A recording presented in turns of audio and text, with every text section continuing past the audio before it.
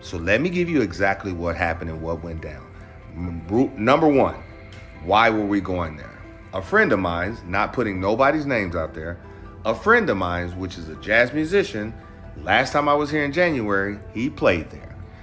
This time, he had buddies that was going to play there, so we were going to show love. And my boy was finna do a cameo.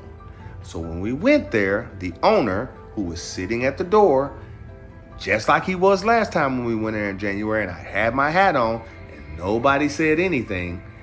This time, I come in with other people, and they also have a Trump hat on. And soon as we walked in, the bartender goes, "Get out of here. Get the fuck out of here." This is exactly what he said. So in reality, we didn't even know that he was even talking to us. So we was like, wait a minute, whoa. Are you serious? And he goes, yeah, you guys get out of here. So then the girl says, why? He goes, because you guys are fucking Trump supporters. And then he grabs a bat. I personally didn't see him grab the bat until I saw the video that she recorded.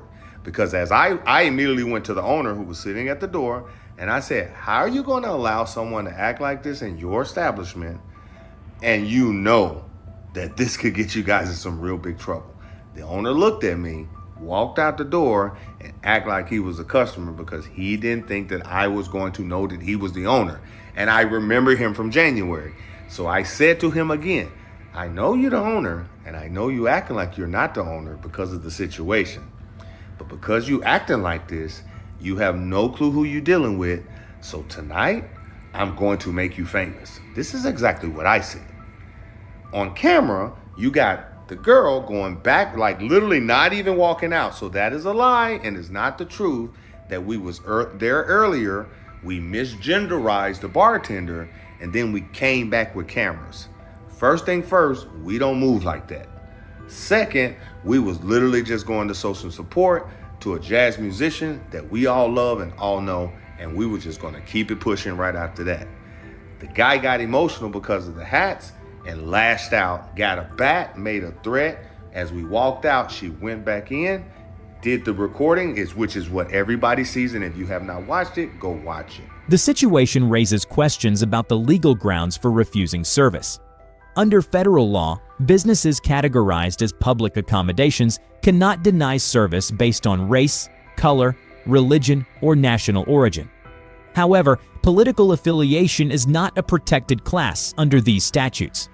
Indiana law follows a similar framework, prohibiting discrimination in public accommodations based on specific protected characteristics. The Indiana Civil Rights Commission outlines that denying access or providing subpar service based on race, color, national origin, ancestry, religion, sex, familial status, or disability is unlawful. Noticeably absent from this list is political affiliation, meaning that businesses in Indiana are not legally required to serve customers based on their political beliefs or affiliations. Businesses also generally retain the right to refuse service if a patron's behavior is disruptive or presents a risk to the well-being of others. This allows establishments to maintain a certain atmosphere or protect the interests of their regular clientele. In the case of the Chatterbox Jazz Club, which is known to be LGBTQ friendly, the decision to remove Elise Hensley, a vocal MAGA supporter, was seemingly an effort to uphold that environment rather than an act of arbitrary exclusion.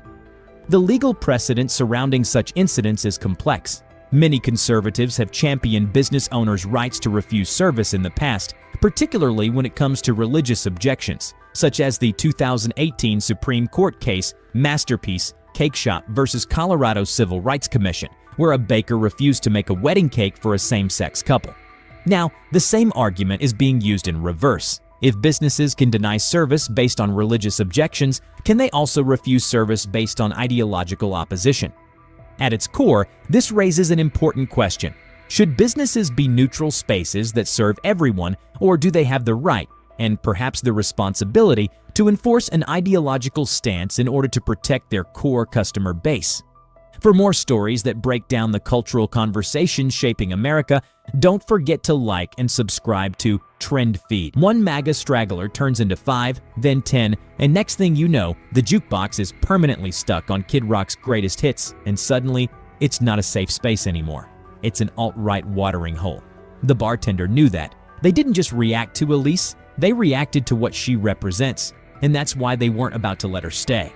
Because sometimes the best way to keep a community safe is to show bad actors the door, immediately and with force, if necessary. Indiana's right to refuse service laws are very much a thing, and ironically, the same laws MAGA folks have historically championed, bakers refusing gay wedding cakes, anyone, are now being used against them. The laws don't distinguish between I don't want to serve a gay couple and I don't want to serve an entitled MAGA loudmouth. Elise Hensley isn't gonna win this legal fight, and if she tries, she'll be wasting time, money, and whatever's left of her dignity. A queer-friendly bar letting a MAGA hat wearer hang out is like letting termites into your house and hoping they'll just sit politely in the corner. That's not how this works. Forward. Why in the fuck is it trouble because I'm wearing a hat of the United States president, which is literally your president as well, and because the hat says Make America Great Again, you think you can get triggered enough where you get so emotional where your logic goes out of the window and you forget that you're working in an establishment. You cannot be disrespectful and scream and curse at customers just because you don't like their hat. All right. Buckle up, because this one's got all the elements of a modern-day American bar brawl. Politics, identity, a baseball bat, and a front-row seat to the eternal struggle of who's really being discriminated against. So, Elise Hensley, a proud MAGA devotee, decided to make a grand entrance at Chatterbox Pub, a bar with a reputation for being a safe space for the LGBTQ+ community in Indianapolis. Armed with her signature red hat and apparently a smartphone set to record, Hensley strutted into the joint, only to be met with an immediate and unceremonious "get the f*** out" from the bartender. You know this is like discrimination, right? Oh, boo-hoo! Boo fucking hoo! Now, let's pause for a second. Usually, when you walk into a bar, you get a warm, "Hey, what can I get you?" Maybe a nod from the bartender, maybe even a smile. Hensley, on the other hand, got the door slam treatment before she even had a chance to pick a stool. That's efficiency, folks. Naturally, like any good culture warrior, she refused to leave. That's when things escalated. The bartender, evidently not in the mood for political cosplay, reached under the bar and pulled out a baseball bat, which is about as clear a signal as you can get that someone is done with your presence. Hensley's defense? "But you don't want my money?" Bartender's reply? "Absolutely not. Get the f*** out of my bar." This moment, pure, unfiltered, and gloriously unapologetic, was uploaded by Hensley herself, captioned with some whining about discrimination and a thinly veiled legal threat. Smells like a lawsuit. The MAGA moron that posted that video is black, and he wants to claim discrimination because they discriminated against his political beliefs. Why do they do this? Donald Trump hates you. He hates you. He has a long history of discriminating against your people. All right, beautiful people. Let's get something super clear. One thing we're not going to do here is do he say, she say. So let's give a quick update on what went down this Friday, last Friday, in the Chatterbox in downtown Indianapolis. So I get a lot of you guys in my DM saying, well, why was you in a bar like that? What was the whole purpose of you going there? Why did you guys go in there wearing these Trump hats? Why did you guys go in there starting trouble? Now, let me say this. Every establishment, which is a business that has an LLC, has a license to operate it with citizens, has the right to refuse your service. So if that individual would have said, hey, I understand you guys have your way of your opinion, but in here, we don't allow any political affiliations. So if you guys want to stay here, take the hats off, I will be more than happy to serve you guys. But that ain't what happened.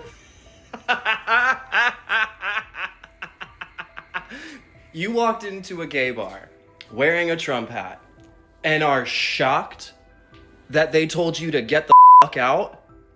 Really? You're shocked. And then on top of that, not only you left from what I can see, and then you came back to try and what? Clarify something? They told you to get out. End of story. And shout out to the bar staff for telling this person to get the fuck out. Yeah, that's the energy. That's absolutely the energy going. I have a question. No, we're not answering Why? questions. Get out Why? Of the bar. Why? Because you're a Trump supporter. I know, but don't you guys want our money? No, actually we don't. Get out of my bar right now. You're not welcome. I'm not f***ing around. Get out of my bar. Are you serious? I'm dead serious. Out. Because I'm wearing a Trump Yes. hat. That's wild. I don't care. Get out.